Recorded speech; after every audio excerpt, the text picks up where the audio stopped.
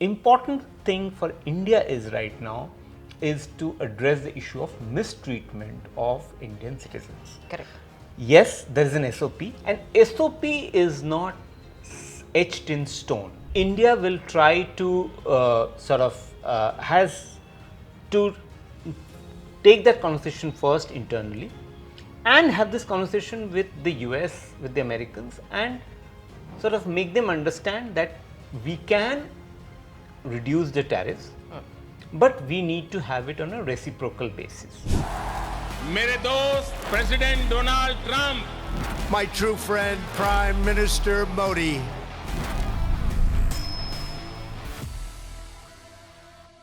Prime Minister Narendra Modi is done with his French trip and is now headed to the United States to meet US President Donald Trump. And it's a very big deal. Why? Because it's happening super early and super fast. This is probably the first time that an Indian Prime Minister is visiting an American president so early in his term. What's on the agenda? Well, tariffs, immigration, probably China, and a lot of handshakes, I'm sure. And to decode all this, to break it down for us, we are joined by the Indian Express's diplomatic editor, Shubhajit Roy. Hello, Shubhajit, welcome. Let's talk about Trump and Modi, because it's happening pretty early in Trump's second term, just the fourth week. He's met already three world leaders. What's this hurry to meet Trump? Why is Modi in such a hurry to meet Trump? Well, the Indian strategic calculus is that, if you meet him early, you can manage some of the difficult conversations that are likely to arise in the second term of the Trump administration.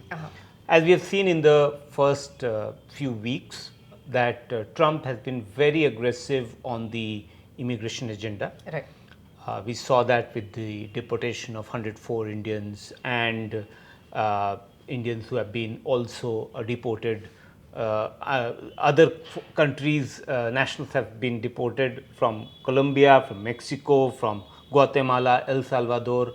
So the Indian assessment is that to give a chance for the top level leadership to have a conversation, face-to-face conversation, so that the issues like mistreatment of Indians, when they were brought back, they were brought back with handcuffs and and shackles in the legs. Those things can be addressed, Right. because India did register some concerns on these mistreatment, and India doesn't want that to recur. Right. So, to address those challenges, India wants to have a conversation between Prime Minister Modi and US President Trump. The second thing is about obviously the issue of tariffs, which President Trump, as he says tariff, the most beautiful word in the English dictionary. Yes. He has threatened tariffs against India, called India a tariff king, a Yes. big abuser of high tariffs. So from that perspective as well, the Indian government would want to have a very candid conversation on how to address those concerns. Right. Overall, I think the strategic issues of how to deal with the global powers, major powers, which I'm sure we will discuss. Definitely. And so, last time when President Trump came to power, India took 5 months to visit, which was, even by that standard, it was considered very early. Within 5 months of a new US president visiting the White House, and I was there at that particular visit. Oh, really? In June 2017, when he went for the visit to White House and met President Trump at that point of time.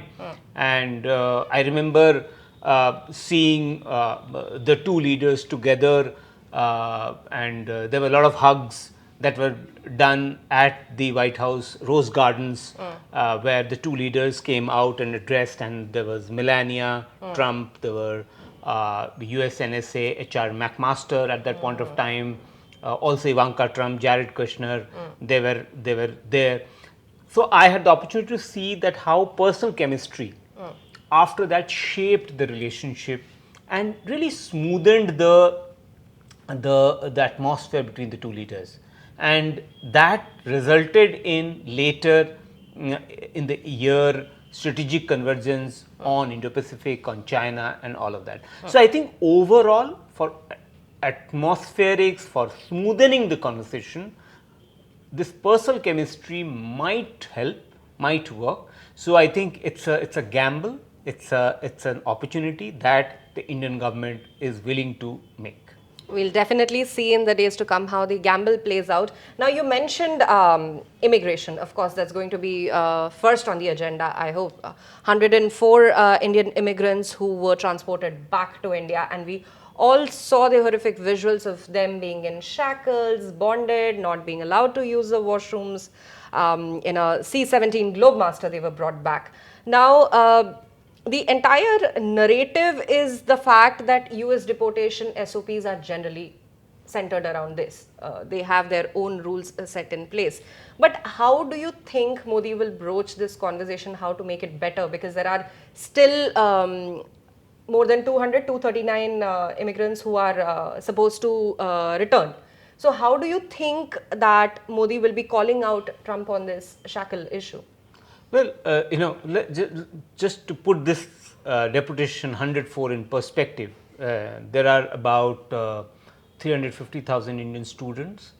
Of the 70% of the H-1B visa professionals, about 70% of them are Indians, and there are about 7.25 lakh Indians who are illegal immigrants in the United States, as per the government data. Right.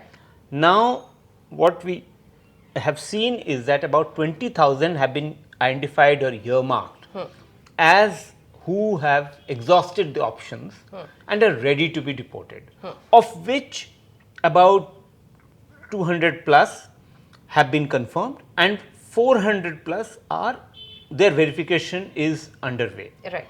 So, when you really see in the last 15 years, Right. there are about 15,000 Indians have been deported since 2009.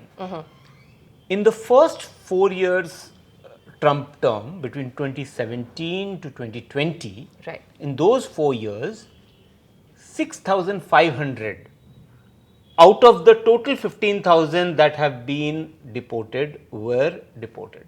Okay. So, you can see a large chunk were deported in the last term of Trump administration. Correct. So, Trump this time is much more aggressive, Very aggressive. and maybe this number would go up more than 6,500, safe to say, assume that. Okay. It still is not anywhere close to the 20,000 identified as ready to be deported, right? So, it depends on the capacity, it depends on how the US government is able to use its resources, or it wants India to send planes to bring back its illegal Indian immigrants. So, all that has to be worked out. Correct. But important thing for India is right now is to address the issue of mistreatment of Indian citizens. Correct. Yes, there is an SOP that the US immigration authorities, US Border Patrol, they follow, and they followed in the last time, and they said that the use of restraint has been followed since 2012, Right. which is about 13 years now, Yeah, right? absolutely. Since last years of UPA government in India and the Obama administration back then, and then Biden administration, Trump administration, they have all followed the same SOP. Having said that, an SOP is not etched in stone. Indian government can take up the issue that SOPs can be changed, because yes, I am ready to take back the illegal Indians, but they should be treated humanely. Yeah. So, I think the challenge is to convince President Trump that they are illegal Indians, but to treat them as gangsters and criminals, all of them, to treat them as such is being unfair. Correct. So, I think that is the kind of nuanced conversation that has to happen with the team, and there the Indian government, Prime Minister Modi, External Affairs Minister Jaishankar, NSA Ajit Doval, Indian Ambassador Vinay Quatra, all of them and their counterparts will have this conversation that you can send back illegal immigrants, but don't handcuff them. Correct. I think that is a very fair ask Very fair ask. from a friend and a strategic partner like India. Absolutely. And that is, I think, will be the broader framework of the conversation. How Prime Minister Modi takes it up, we have to see. We have to see the public statements. We have to see whether they talk about it in public domain or they only talk about it in closed doors. But but this is one of the important conversations I think they will have at the White House. Absolutely, Shubhajit. You're right to say that SOPs are not etched in stone, and it's only a fair ask that the illegal migrants are treated fairly. Moving on to the tariffs that we were talking about, Trump has called India, like you mentioned, a tariff king, big abuser of tariffs. How do you see Modi playing this one out? Do you think that India will be able to avoid these tags? How do you see Modi striking a deal? India's tariffs are seen as on the higher side by the international community, Europe, US, Australia, and other countries Right. who are negotiating agreements with India, trade deals with India. In India also, in the Indian establishment also, there is a fair bit of realization that right now India is the fourth largest economy. It's soon going to be the third largest economy. So, if you are aspiring to be the third largest economy, you cannot have a situation where you have high walls Yeah. and high barriers and be protectionist. Yeah. And you need to let foreign players come in. You need competition to create better goods for and services for Indians. So, India will try to has to take that conversation first internally and have this conversation with the US, with the Americans, and sort of make them understand that we can reduce the tariffs, but we need to have it on a reciprocal basis. So, you need to have moderation on both sides, and India also would like to have greater market access in the American sort of market, just as Americans want more market access in India, more goods and all of that. Correct. So, I think that will be a conversation that has to happen, and in the first Trump administration, first term, India and US did try to come up with a trade deal. It was negotiated, but it couldn't come to a conclusion. I think now the effort will be to revive the negotiations Correct. and launch talks so that they can come up with a deal where both sides benefit and both sides are able to bring down tariffs, both sides are able to gain market access in each other's countries, and that will be helpful for India as well as US. I think for President Trump, the bilateral trade between India and US of 200 billion, around 200 billion, 200 billion US dollars, US dollars. 190, but this year it would definitely surpass. So, about 200 US billion dollars, I think India, there's a surplus in favor of India about 40 to 50 billion dollars. Correct. I mean, that irks President Trump that this much money I outgo to the Indians, whereas I don't gain in zero sum game.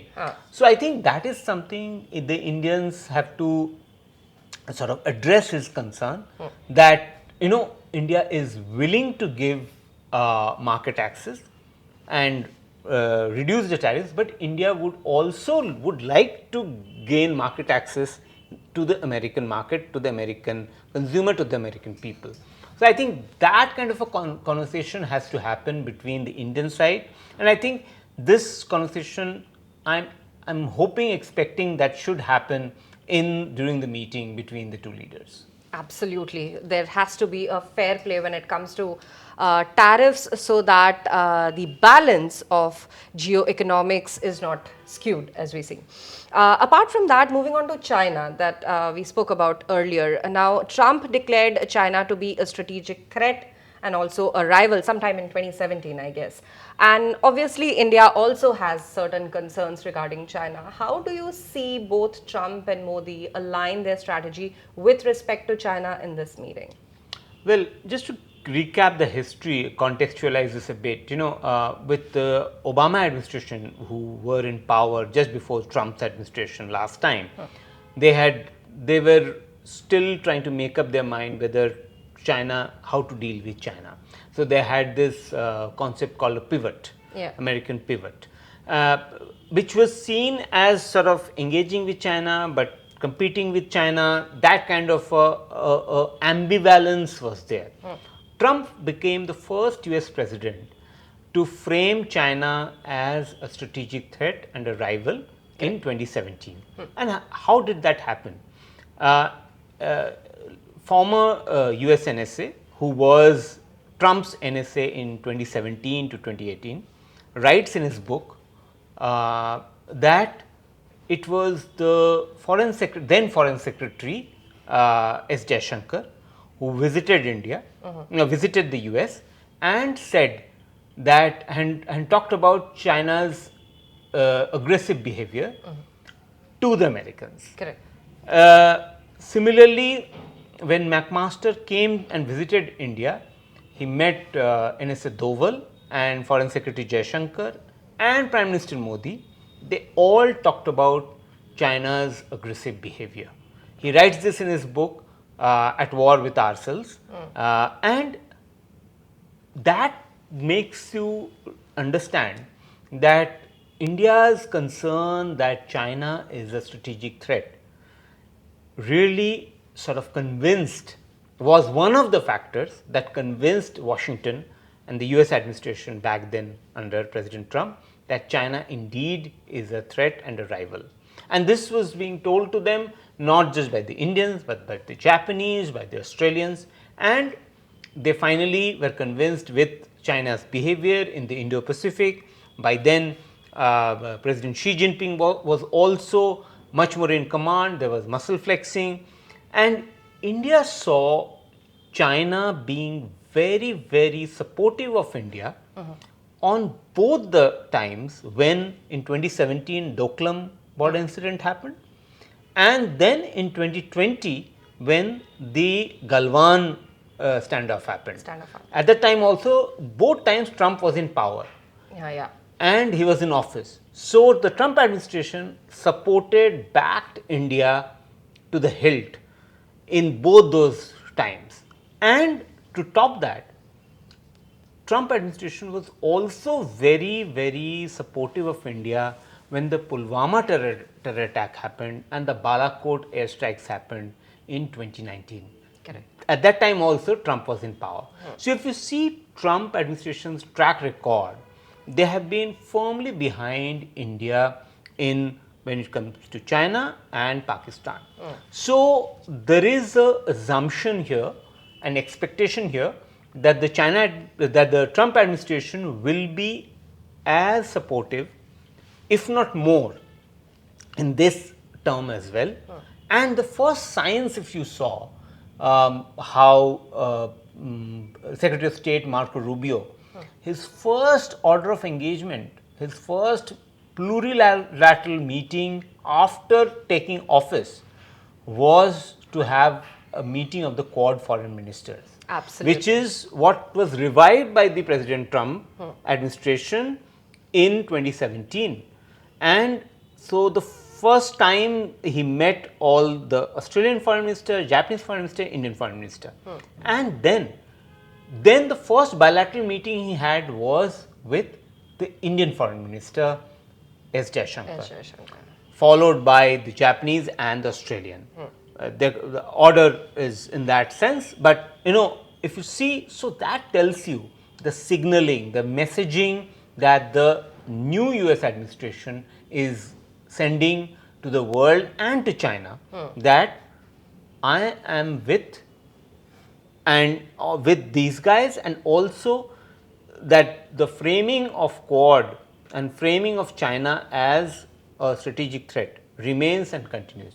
Yes, there has been concerns that Trump has lowered his rhetoric, his public decibel a bit, but he's lowered it. But so there is a concern that will that mean a change in policy? Right. But so far, indications are that that is not the case, and that is where India is hopeful that on defense relationship, on critical and emerging technologies, the partnership will remain between India and the US. With respect to China. With respect to China. Absolutely. And before we wrap up, Shubhajit, H-1B visas. I cannot let you go without asking you about H-1B visas. Do you think this meeting will have any impact, any good impact on the H-1B visas?